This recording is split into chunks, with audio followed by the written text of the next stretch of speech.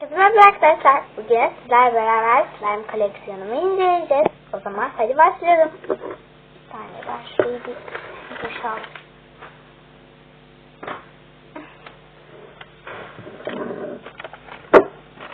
İşte kamerada güzel gözüküyor.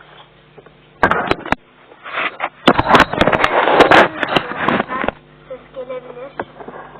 Yani korkmayın. Öyle başka bir şey değil.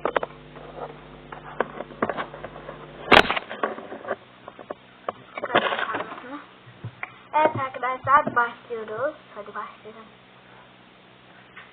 İlk olarak kırmızı bir slime var.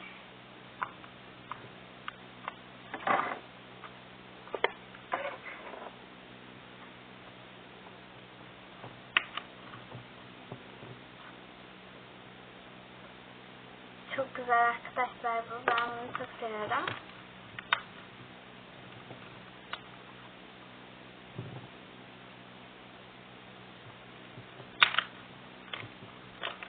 Arkadaşlar Fairy ile slime yapmıştım. Onu da izlemeyi unutmayın.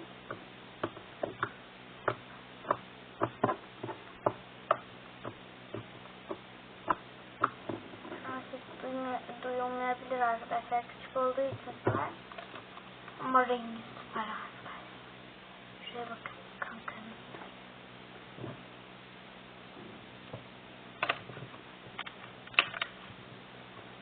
Arkadaşlar yakınlarda şeffaf slime yapacağım. Şimdi hemen şunu kafana koyalım.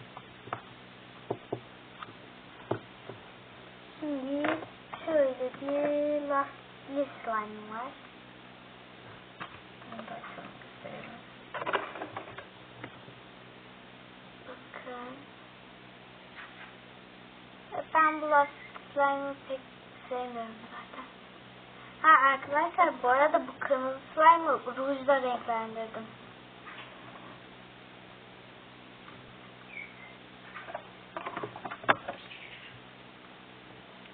Böyle bir slime tamamlayıp.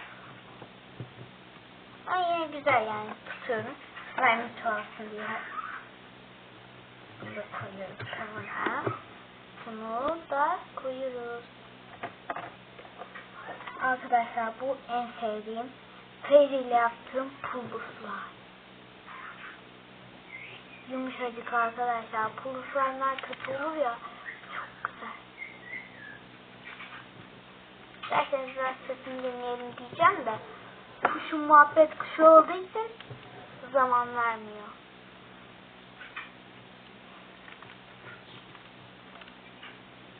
Arkadaşlar bir tane kulaklık takacağım.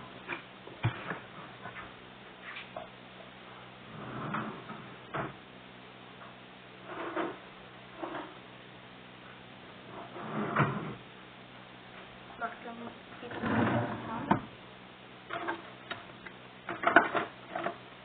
hatırlarsanız mor bir kulaklığım var.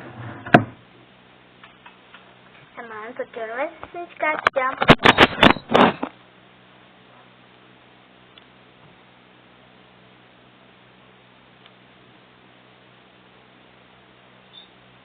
Evet arkadaşlar, şu an taktım. Ama ses çıkar mı bilmiyorum şu an, çünkü bunun diyafonu yok. Arkadaşlar bunun diyafonu yok.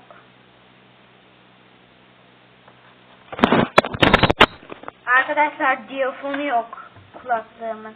Kulaklığım çok düzgün ama diyafonu yok. O yüzden mecburen kulaklıkla yapamayacağım. Ya da diyafonu var mı? Çıkmış.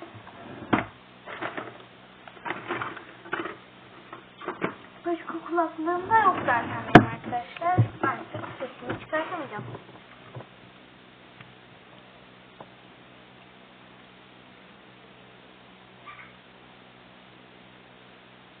Çok hızlı çekince kopuyor tabii ki arkadaşlar. Her slime kopar. Şimdi bunu da yerine koyalım. Kavanozda bir slime var. Bunu da rujla renklendirdim arkadaşlar. Bu da sarı gibiydi, böyle açık sarı gibiydi. Ben bunu rujla renklendirdim.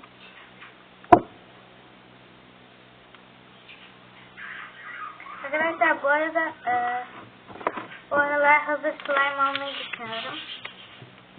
Çünkü benim renklerim az olduğu için az olduğu için yani pek renklendiremiyorum. O yüzden hazır slime alacağım. Hem kabım artmış olacak hem slime'ım artmış olacak. Onu da videosunu çekeceğim. Anam çok uzadı.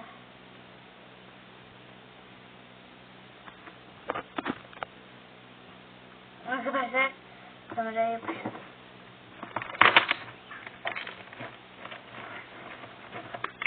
Arkadaşlar Instagram'ımı takip etmeyi unutmayın. BCK Sedat unutmayın. Oradan da benim slime videolarımı izleyebilirsiniz. Her şeyden haberdar olabilirsiniz. Evet arkadaşlar, videom bu kadardı. Umarım beğenmişsinizdir. Kendinize iyi bakın. Like atmayı